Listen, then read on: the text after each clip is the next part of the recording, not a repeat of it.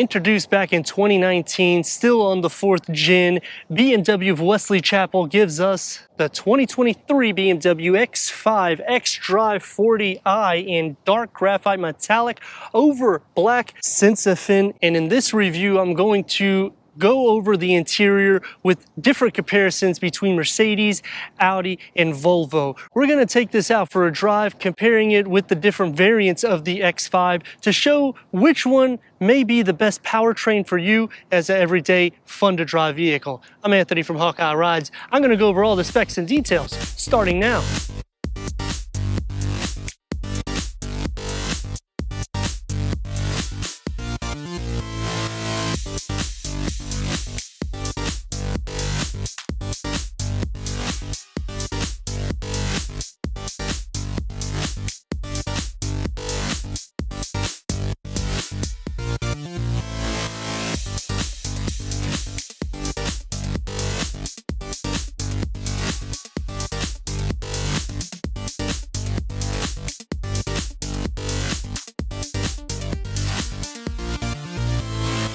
The BMW X5 xdrive40i gets clearance over 8 inches, LED headlamps and daytime runnings. The satin aluminum around your kidney grille, it's an active grille. Satin aluminum is going to be on the whole lower trim.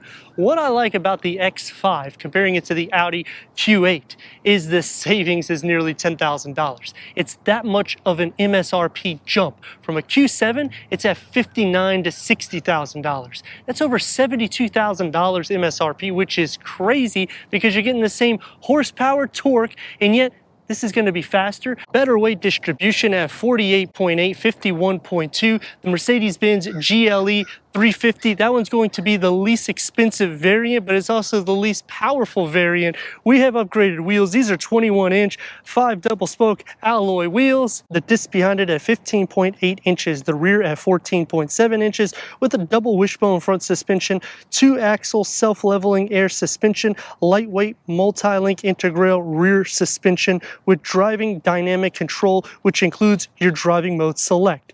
xDrive is the all-wheel drive. I am a huge fan of the SQ8 and even the RSQ8. The SQ8 is a sweet spot because you have 500 horsepower. The M50i, you have 523 horsepower. So your numbers are still going to be more, it's still going to be less. You do get the sport back design when you go to the Q8. The Q7 is your more traditional SUV, third row, whereas on the X5, you will not be able to option a third row. And the GLE 53 will have nearly 390 horsepower with an MSRP that's still going to be right at nearly the same as the M50i, but the BMW outperforms all of those variants. The Volvo XC90 will be the absolute best bargain, but it's under 250 horsepower and the 0 to 60 numbers over 7 seconds, so it's really hard to class it. When you get into the recharge, that's a different animal, but that can escalate to nearly $90,000, near perfect 50-50 weight distribution. Now, towing will not be the best in BMW. You're at 7,200 pounds payload, a little bit over 1,000 pounds. It's going to go to Mercedes, and Audi is going to be the best at 7,700 pounds. Even Volvo is going to be less at 5,000 pounds, which this would be a better alternative than that, but you're going to spend a little bit more money on your MSRP. The lower bumper gets the satin aluminum with your dual exhaust outlets, rear parking sensors, and you have your 360-degree reverse camera. Kick to open or power trunk release at 33.9 cubic feet of storage. We get a 12-volt that's going to be right here on the side. Privacy cover underneath, ton of storage. Split fold the rear bench at a 40-20-40 split. That will increase your cargo to 72.3 cubic feet. Twin power turbo, which is a twin scroll turbocharged. Let's go inside, start up, so you can hear that exhaust note.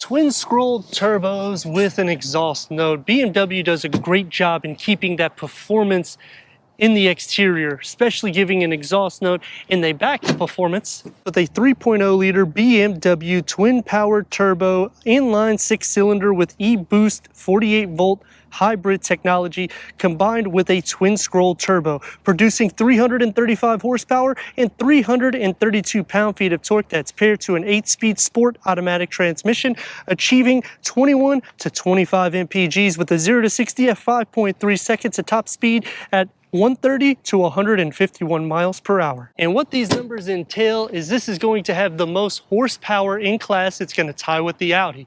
It will go all the way up to a GLE53. That thing starts at over $76,000 MSRP. If you go up to the higher variant, your SQ8, that's going to go over $95,000 MSRP, whereas the M50i is going to be about $10,000 less than MSRP, and you're about 0.2 of a second quicker, which is the same thing with this.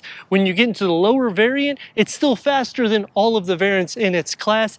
I mean, to me, it's a bargain deal, and as you go up to the performance numbers, it just gets even faster and better weight distribution. Let me know in the comments what you think about the 2023 BMW X5 xdrive40i. As we go inside, go over the tech, and take this for our drive. Going inside the xdrive40i X5.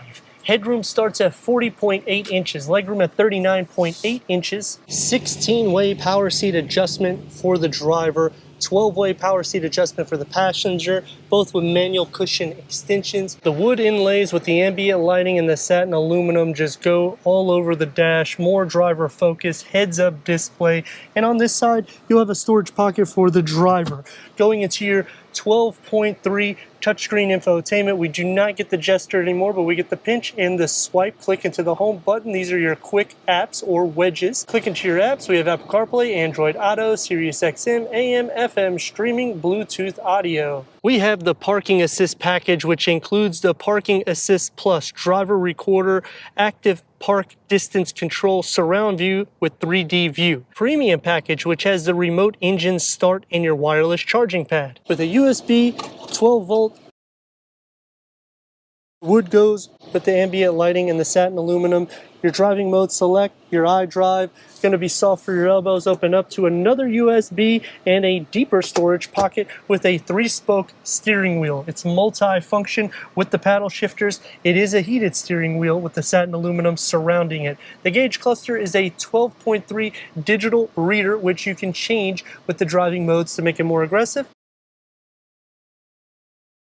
Click onto the BC button. That will change on the right side for your MPGs, your horsepower, your G-force, and so forth and so on. The dashboard and the door panel integrate seamlessly with your memory seats to start off with the driver. Everyday materials on the top, one touch up and down for all your windows, soft for your elbows, the ambient lighting with the satin aluminum and the wood, and your 10-speaker sound system with a large storage pocket. For the back seats, headroom is no issue. Leg space at 37.4 inches, which is enough for somebody that's 6'3". The door panel, get your ambient lighting, you get your everyday materials on the top. It's pretty soft for your elbows, one touch up and down. You get the wood inlays and a large, deep storage pocket. In the center, you'll have your cup holders and a storage compartment right here. You can fold this up so that way you can fit 3 occupants in the back, 2 storage pockets, and a 12-volt. Storage behind both of the front seats, USB ports behind both of the front seats. Sitting into the center, headroom is no issue and leg space is the same thing. Even though I'm sharing feet, butt, and shoulder space, wider vehicle the X5 is, so you can fit without any issues in the center. Some fun numbers: the GLE53 has 384 horsepower and 429 pound-feet of torque. 0 to 60 is 0.1 seconds slower than this 335 horsepower, and this is what we're going to show you right now. Put it into sport mode. Here we go.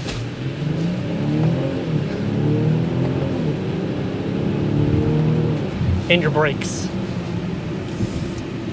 And that MSRP is over $76,000. So when you're thinking about what you're getting with BMW, it is insane, the use. It's an everyday drive. You cannot option a third row, but you can in the GLE53 either.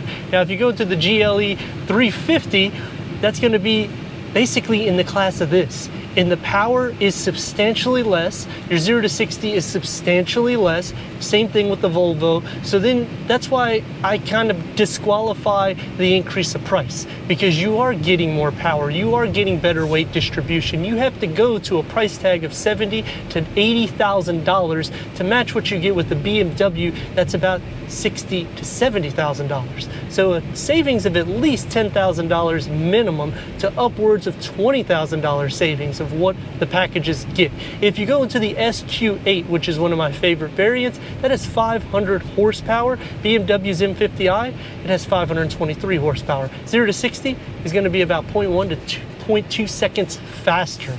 In the savings, almost $10,000. So again, any X5 that you get, you could really just start throwing out the price tag, because you're getting a lot of bang for your buck when you're looking at Mercedes, Audi, or anyone else. And look at this.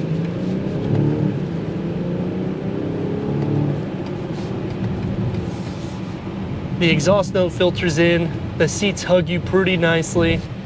Seat comfort is going to be more sport derived in the BMW, so there's really no way around that. If you go to the other variants, it's going to be a little bit more plush, but then you're sacrificing in the performance line. Now that's going to take me to some things I like and dislike, and that's what I'm going to go over right now. Starting off with what I like about it. Any X5 you get, whether you go up to the tier of the xdrive40i, which is the next trim up, that's around $6,000 to $7,000 of an upgrade. Your 0 to 60 is the same number. You do lose towing and payload, however, you don't sacrifice in power, because now your pound-feet of torque increases to over 400. Awesome pricing that they do for the X5. The second thing that I like about it is when you compare this to any vehicle, the weight distribution on all trim levels is going to be the best, which typically what happens when you go up trim levels, they add weight for luxury and bigger engines, and that offsets the weight distribution. That's not the case in the BMW. The only trim level that does sacrifice in the weight distribution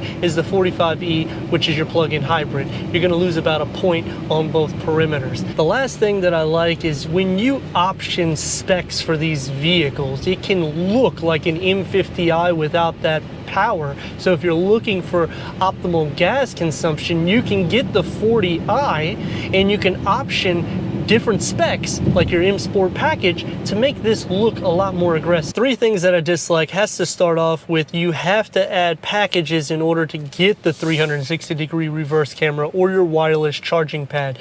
When you get into a BMW, you want some things standard. The second thing that I dislike is the new seat material. You do not get standard leather material. It's basically a vinyl seat, more or less. You can glorify the name how you want it, but when you start getting into premium vehicles, I feel like you should have the option of getting it standard with leather or the vinyl. And that takes me to the last thing that I dislike. You do not receive ventilated seats. You don't get the same power seat adjustments for the passenger side, and this is the same category for Mercedes and Audi. They do the same thing, even Volvo, and it's just something that it takes a little bit away from luxury, because when I'm buying a premium vehicle, I'm expecting to get premium features and not have to pay premiums to get those extra features because I'm already in a premium vehicle. 332 pound-feet of torque. BMW says a 0 to 60 at 5.3 seconds. We're gonna see how well it is. We got it in sport mode, red light, waiting for it to configure into the green light, and here we go.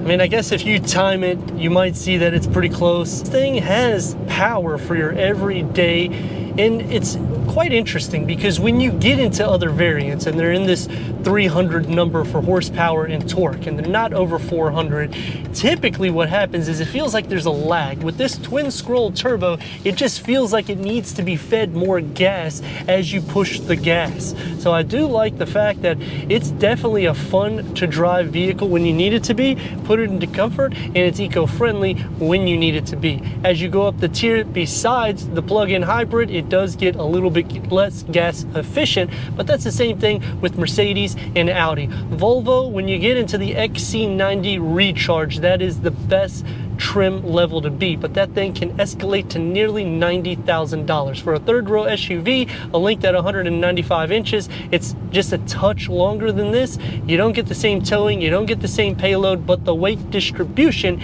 is almost 50-50, which is insane. And your 0 to 60 is at 5 seconds. So it's super quick, but look at that MSRP to what this is. As for dynamics, getting in and out of lanes, you can do so without any issues because the weight distribution is also near 50-50. Turn radius at more or less a stop point is going to get about 2 lanes. Put it into sport, liven it up.